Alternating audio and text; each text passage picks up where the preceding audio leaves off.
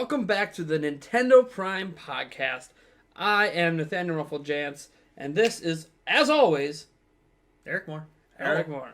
And every time I do the snap, I'm like, Switch.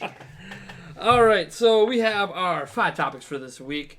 We have been starting to take fan submissions for topics, so if you happen to have fan topic ideas, and what we mean by fan topic ideas, it doesn't really matter if you're a fan of Nintendo. If you're a fan of this podcast, all you have to do is go down in the comments on any of the 5 videos that we now post per week for the podcast, or on any of the posts on our site, or if you happen to wait till Friday to get the full audio version, which we post over on Podbean, and it also appears on iTunes. You could also leave a comment in either area there, and we'll try to incorporate it into the podcast if we can. Obviously, we try to stick pretty strict to our 5 topics now, but They can also email you. They can also email, yes. Nathan at nintendoprime.net is where you can also email in a topic, especially if you have a longer one that you need us to actually prepare a lot more. Even if you have a game for us you want to play. Yeah. Like, whatever. Like, submit it in, and we will try our best to incorporate it into the cast. But we're going to start off talking about something that I think we're both a little disappointed about. A little? And this... I made a note here because someone on Twitter apparently talked about it. Okay, so we're going to talk about Pokemon Duel.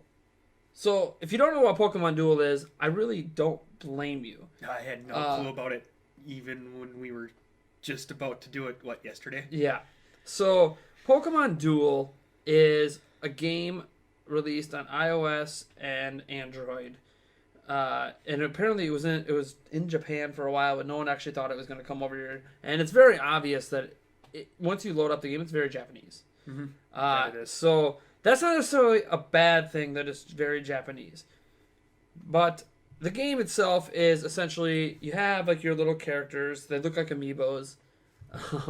They're not, they're Pokemon. And they have stats, and you kind of play a game on a board where you're basically trying to capture the flag, except you just got to get to the point. Mm-hmm. And there's only 2 points of entry for each side, and there's a cute little training thing that actually reminds you of normal Pokemon games, and then you have, your battles, and the battles are kind of like when you battle someone else's Pokemon, which is when you get next to them on the board, you have an option to tap their Pokemon and battle them. It's kind of a Russian roulette wheel that you tap, and then it slows down and stops, and there's like different attacks you have, and if you get a miss, it's like an automatic loss. Unless they miss. There's a lot of stats you can upgrade. There's a lot of things you can get to upgrade. It does have microtransactions, but it's funny because it notes the very first thing you read when it boots up is you do not need to purchase anything to beat this game. Yep. Which is weird, because I don't think it's a game you can beat. It's got online leaderboards and like rankings. I don't know if there's any beating it. It seems like more of a... There might be a story mode. There is a story mode that we did dabble in. But, yeah, so anyway, so you don't have to spend money. Obviously, when it comes to the online multiplayer aspect, the people who spend money have the advantage. We know we play a baseball game. There's people that spend money. They always have an advantage on us. Well, but we still have fun. I also think that a few of them might have cheated, found a way to get into the system. Yeah, I might have tried to cheat and it didn't work. So, surprised I didn't get my account banned for that. Yeah. Don't be doing that. That's how addicted I got. Yeah. My addiction is worn off enough now that I don't have to worry about it.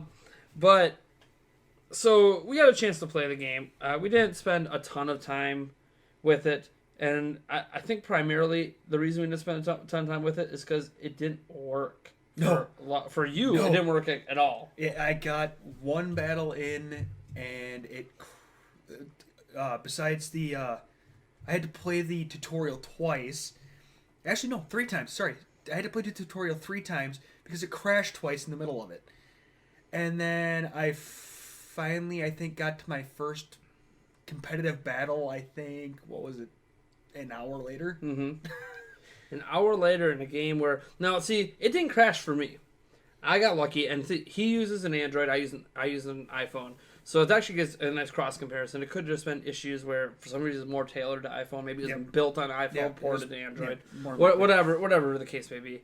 But even then, the game was extremely slow. And I don't mean like the gameplay was slow.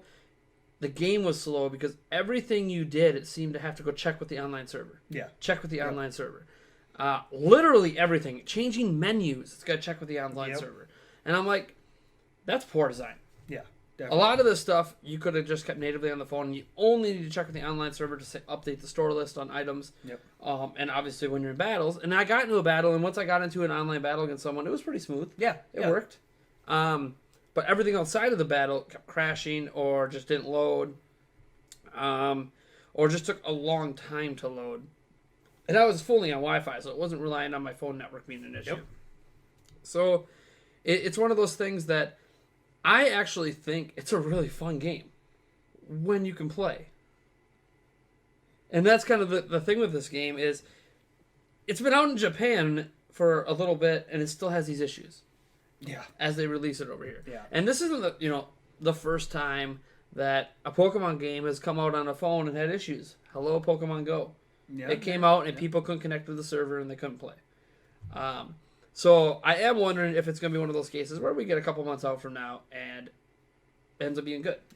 It's a definite possibility. So Pokemon Duel is probably something that maybe once we're off of our Breath of the Wild high in a few months, maybe we'll come back and be like, hey, let's check out Pokemon Duel a few months later and let's see, are the issues fixed? Did they have more servers? Yeah, right. Did they do enough patches to the programming that clearly doesn't feel like it's ready to me?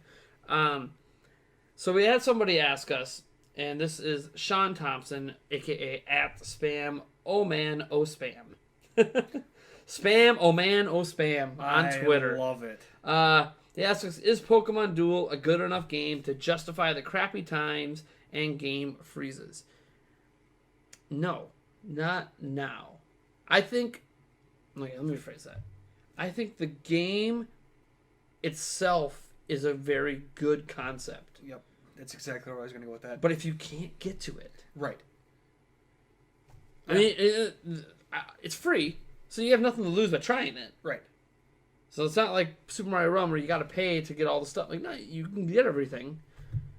But I have a feeling if you try it now, you're going to be frustrated. Yeah. And if you wait, you're going to have a much better experience, in my opinion. Hopefully. A Much better experience. But that's exactly where I was going to go. The concept seems amazing, but it's just poorly executed to this point. So I'm hoping that it gets better, but you never know. Yeah, it's a little interesting. And I do want to bring up one note before we may move on, because there's not a lot to say about this game right now. It doesn't work for a lot of people, having server issues. The gameplay itself is really fun. Like, this is a fun game. I want to play it. Yeah, the battles are... It's just fun. Keeps not letting me in. If there's one thing I'll say about this game, and I'll say this for someone who might be used to simpler games, like I'm used to more simple mobile games. Even the baseball game, there's some micromanagement, but it's mostly pretty simple. This game is very complex out the gate. Oh yeah. And now the tutorial will walk you through everything, but it's easy to forget something because when it first opens up the default menu you're in, there's all these things you're like, what is going on? Right.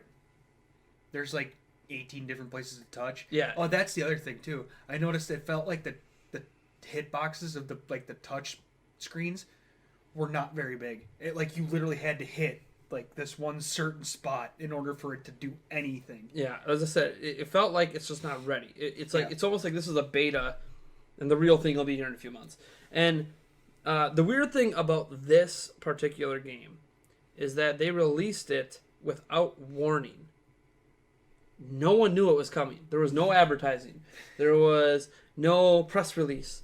There was nothing. It just came out, and then after it was out, they released a launch trailer on YouTube. Yeah, there's probably a reason for that because they knew it wasn't ready. But even then, so why put it out? Why put it out? Like, you're banking that Pokemon Sun and Moon money. You're banking that Pokemon Go money. Like, wait and get it right. Yeah, right, exactly. But the thing is though, is that Pokemon is such a strong franchise. I think even if this game doesn't take off, it's not gonna hurt anything. Well, no, but like this isn't obviously the first time they dabbled in mobile. Way back when they had Pokemon Shuffle, which is just like all those other games out there, the Candy Crushes of the world, and it's fun. Was that similar to the Super Bowl Shuffle? No. Dang.